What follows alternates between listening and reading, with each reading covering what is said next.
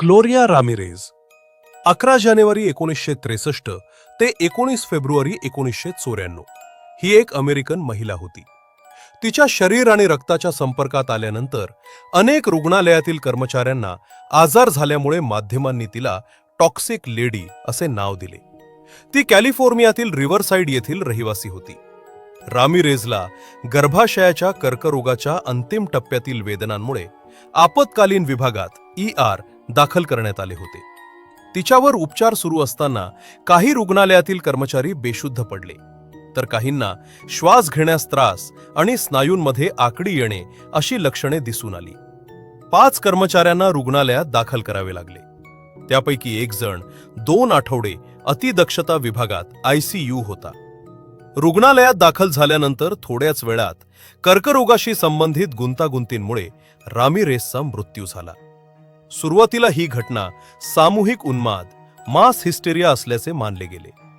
तिला शांत करण्यासाठी वैद्यकीय कर्मचाऱ्यांनी डायझेपाम, मिडाझोलाम आणि लोरेझेपाम ही औषधे दिली.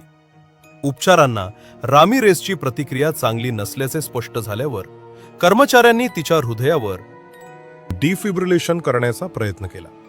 अनेकांनी रामिरेजच्या शरीरावर तेलकट पदार्थ पसरलेला असल्याचे पाहिले. काहींनी तिच्या तोंडातून फळांसारखा लसूण सदृश वास येत असल्याचंही नोंदवले.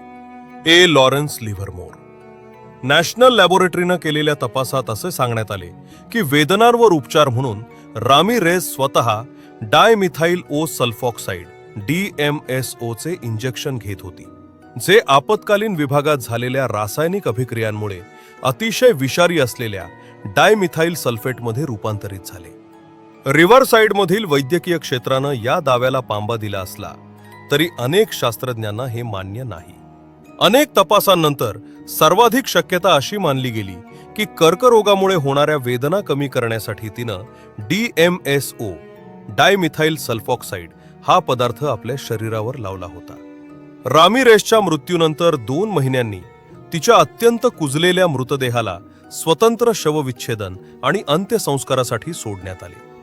20 एप्रिल 1994 रोजी मृत्यूनंतर 10 आठवड्यांनी तिच्यावर रिव्हरसाइडमधील ऑलिव्हवूड मेमोरियल पार्क येथे अंत्यसंस्कार करण्यात आले.